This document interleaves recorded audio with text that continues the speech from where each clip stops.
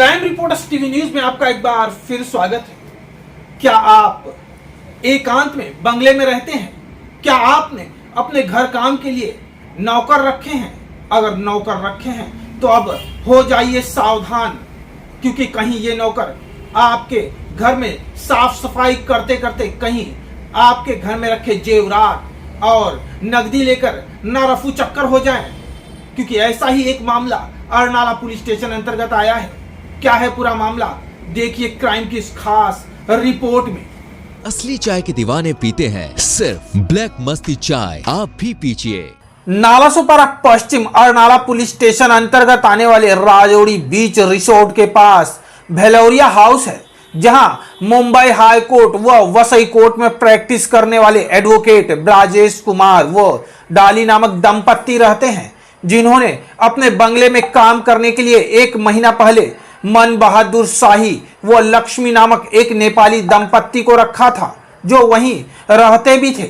बीते 5 सितंबर को रात के समय एडवोकेट ब्राजेश व डाली के खाने में इस नेपाली दंपत्ति ने कुछ बेहोशी की दवा मिला दी, जिससे ये बेहोश हो गए और उनके बेहोश होते ही ये नेपाली दंपत्ति घर में रखे सोने चांदी के गहने व नगदी कुल 12-15 लाख का सामान लेकर रातों रात फरार हो गए। क्या नाम है आपका? एडवोकेट ब्रजेश भिलौरिया। कहाँ पे आप प्रैक्टिस करते हैं? मैं बॉम्बे हाई कोर्ट में प्रैक्टिस कर रहा हूँ और वसई कोर्ट में भी प्रैक्टिसिंग है हमारा। ये कौन सी जगह है? ये राजौड़ी है, अरनाला पुलिस स्टेशन के अंदर में आता है और तालुका वसई। क्या हुआ था आपके साथ? एक्चुअली हमारा सर्वेंट था, वो दोनों हस्बैंड और वाइफ रहते थे हमारे पास में जो है। तो 5 तारीख को जैसे ही घर में इवनिंग को आया, उसके बाद फिर जो है खाना वाना में उसने पता नहीं क्या पॉइजन मिलाया क्या, और उसके बाद फिर थोड़ी देर के बाद हम लोग अनकॉन्शियस हो गया एकदम, बिल्कुल भी समझ में नहीं, मतलब कुछ मालूम ही नहीं चल रहा था। कौन कौन थे घर में? मैं और मेरी मिसेज, और उसके बाद दोनों वो सर्वेंट। तो उसके बाद दोनों जो है खाना वगैरह दिए। खाना वाना देने के बाद फिर कुछ पता ही नहीं कि भाई आगे क्या हुआ। आगे ऐसे मतलब खाना देने के बाद हम लोग वॉक करने लगे, और वॉक करने के दरमियान में बालकोनी में, तो उसके बाद देखा कि वो वॉचमैन कहीं जा रहा है हमारा। तो मैंने पूछा उससे कि जो है कहाँ जा रहे हो, तो उसने बोला कि गेट लॉक करने। मैंने बोला कि मैंने जैसे ही अपना गाड़ी इन किया था तभी तुमने जो है लॉक कर दिया, तो अभी कहाँ जा रहे हो? तो उसके बाद फिर उसने हंस के बोला कि सर थोड़ा मैं बीड़ी वगैरह लेने जा रहा हूँ, क्योंकि वो दोनों बीड़ी वगैरह पीते थे। तो उसके बाद फिर मैंने बोला कि रात में जाने से अच्छा है कल सुबह जाओ, नहीं तो पहले ही लाकर रखना चाहिए था। तो वापस वो फिर अंदर आ गया, और आने के बाद बस उसके बाद फिर मैं बेडरूम में गया, और बेडरूम में जाने के बाद मुझे कुछ भी ध्यान नहीं है कि उसके बाद क्या हुआ क्या नहीं हुआ। तो उसके बाद फिर नेक्स्ट डे जो है जब डिस्चार्ज हुआ, तो उसके बाद फिर नाला पुलिस स्टेशन में मैंने FIR दर्ज करवाया। FIR में फिर सारा इंफॉर्मेशन वगैरह लिया गया। ये जो आपके पास काम करने वाले लोग थे, या यहाँ के लोकल के थे या बाहर के थे? नहीं, ये नेपाल का था। और इसके पहले मेरा दूसरा सर्वेंट था, और लास्ट मंथ 1 महीने पहले ही इसको मैंने रखा था। ये समझ के रखा कि हस्बैंड वाइफ है, तो लेडीज का काम वो वाइफ वगैरह ने बताया कि मैं कर लूंगी, और जेंट्स का काम जो है वो हस्बैंड कर लेगा। तो उसके अकॉर्डिंगली वो चीज़ को थोड़ा फेथ करके मैंने रख लिया, और रखने के बाद फिर जो है 1 महीना कंप्लीट हुआ। 2 दिन पहले उसको मैंने सैलरी पेड किया, और देन आफ्टर वो उसने ये अंजाम दिया 5 तारीख को, 5 जो है अपना सितंबर 2022 को नाइट में।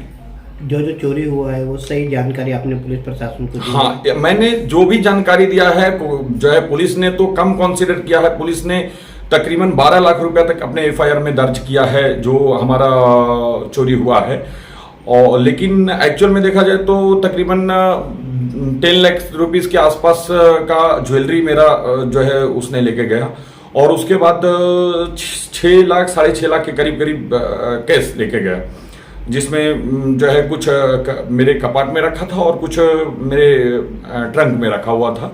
तो वो जो है उस वक्त तो जो है सारा चीज़ें जब मैं होश में आने के बाद मुझे जब बताया गया, स्टाफ वगैरह लोग ने बताया, तो हर एक चीज़ को खोल के ओपन रखा था, लेकिन उसने सिर्फ ज्वेलरी उसमें भी गोल्ड ज्वेलरी और उसके बाद फिर जो है अपना कैश ले गया और उसके बाद 2 वॉच ले गया। 4 वॉच था एक ही जगह पे टीवी से क्या शोकेस के पास रखा हुआ था और जिसमें से एक रागा और एक रोलेक्स का 2 वॉच था वो लेकर गया और एक टाइटन और फास्टैग का था उसको वो लेकर नहीं गया। तो मतलब बहुत ज्यादा ही क्लेवर टाइप का वो हमें लगता है कि मतलब, लेकिन मैं समझ नहीं पाया उसको 1 महीने के अंदर में जिस तरीके से उसने अपने आप को प्रेजेंट किया हमारे सामने और जितना अच्छी तरह से जो है सेवा वगैरह किया, तो कभी फील ही नहीं हुआ कि वो इस तरह से चीट करेगा। हालांकि पुलिस ने जो सेक्शन लगाया है वो तो ठीक लगाया है कि जो है एज ए सर्वेंट उसने थेफ्ट किया, तो वो जो है 381 सेक्शन लगाया इंडियन पेनल कोड का और 328 भी लगाया जो पॉइजन देने के लिए जो है 328 भी लगाया। लेकिन मैंने पुलिस को ये भी जो है रिक्वेस्ट किया कि ये just like attempt to murder भी है, क्योंकि एक जो है हमारे मिसेज के सर पे एक आपको दिखाता हूँ ये हथियार भी जो है ये हथियार, हालांकि ये मेरा ही है, मेरे घर में ही था, वो गार्डनिंग वगैरह में जो है पेड़ पौधे वगैरह को छाटने काटने के लिए, लेकिन इसको उसने जो है उस वक्त जो है मिसेज के गले के पास में रखा था क्योंकि शायद उसको लगा होगा कि शायद अगर कभी वो जाग जाए, कॉन्शियस हो जाए, तो उस टाइम पे वो मे बी वो कुछ और भी कर सकता था। तो अटेम्प्ट टू मर्डर का 307 तो भी इसमें लगना ही चाहिए था और उसके बाद फिर जो है क्रिमिनल ब्रीच ऑफ ट्रस्ट भी लगना चाहिए था, 406 भी लगना चाहिए था, बट ये सब चीजें एक्सटॉर्शन का भी इवन लगना चाहिए था। तो ये सब 2-4 सेक्शंस वगैरह और लगने चाहिए था, बट वो पुलिस ने अभी नहीं लिया। एज ए प्राइमा फेसिया पे उसने जो उसको समझ में आया उसने लिया है। जो है बोले तो हैं कि आगे चल के जो है और भी जो चार्जशीट वगैरह में जो अगर सामने आएगा कुछ चीजें तो वो लगाया जाएगा, लेकिन अभी फिलहाल 381 और 328 सेक्शन लगाए हैं। वहीं एडवोकेट दंपत्ति को उनके घर वाले व कार्यालय वाले फोन कर रहे थे, परंतु कोई जवाब नहीं मिल रहा था, जिस पर दूसरे दिन एडवोकेट ब्राजेश कुमार की असिस्टेंट ट्विंकल चौधरी 3 बजे के लगभग उनके बंगले पर पहुंची तो वहां का नजारा देखकर उनके भी होश उड़ गए। आप ही सुनिए क्या कहा ट्विंकल ने। क्या नाम है आपका? ट्विंकल चौधरी। आपको कब पता लगा कि इनके साथ कुछ मिसहैपेंस हो गया है? 6 तारीख के 12 बजे के आसपास अंकल का फ़ोन आया था, तो उन्होंने ऐसा बोला, तो मैंने भी बोला कि मेरा भी नहीं उठा रहे, काफ़ी टाइम मैंने भी कॉल किया। तो उसके बाद मैंने 1 घंटे बाद फिर से कॉल लगाना स्टार्ट किया तो भी रिप्लाई नहीं आया। तो 3 बजे के आसपास मैं ऑफिस से निकल गई थी, 3:30 बजे तक मैं यहाँ पहुँची थी। तो यहाँ पे आके देखा तो बाहर का गेट तो जैसे लॉक रहता है वो वैसे ही लॉक था और ये वाले गेट को बाहर से कड़ी थी। तो मैंने बेल बजाया, बेल किसी ने डोर खोला नहीं, तो मैं ऊपर गई देखने के लिए, कड़ी ओपन कर, हाँ कड़ी ओपन करके ऊपर गई देखने के लिए। तो एक रूम में ये दीदी सोई हुई थी और एक रूम में मतलब सर थे ऐसे। कुछ आसपास आपको क्या कुछ सामान बिखरा हुआ? हाँ सब सामान वामान सब बिखरा हुआ था। एक कोई हथियार भी था? हाँ एक हथियार भी था। वो कहाँ पे रखा हुआ था? वो जहाँ पे ये लेटी हुई थी उसके जस्ट बाजू में, उसके पास में था। हाँ। फिर आपको क्या एहसास हुआ स्थिति देख करके, क्या हो सकता है?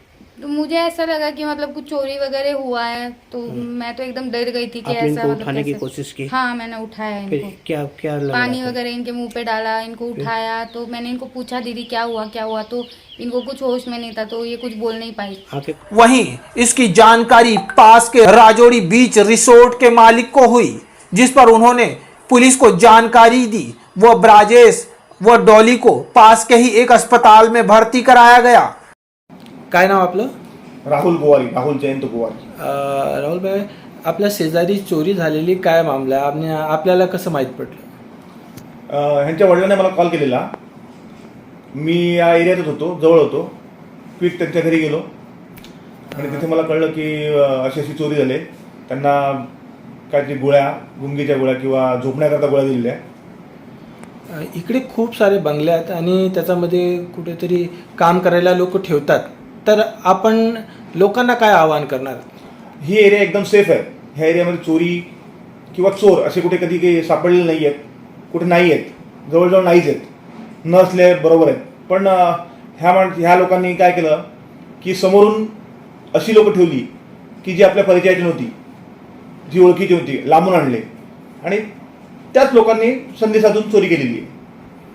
तर असं जे लोक आपल्या घरात नोकर वगैरे ठेवतात त्यांना काय म्हणणार नोकर ठेवायला, म्हणजे कसे नोकर ठेवायला पाहिजे? नोकर असे ठेवा की ते आपल्या ओळखीचे असतील, जवळचे असतील, आणि लांबून जर ठेवायचे असतील आपल्या सेफ्टी करता तर त्यांची आयडेंटिटी फाईल तुम्ही क्लेरिफिकेशन करा, किंवा त्यांचे जे काही डॉक्युमेंट्स असतील ते पोलीस स्टेशनला द्या, चौकशी करा आणि त्यानंतरच ठेवा.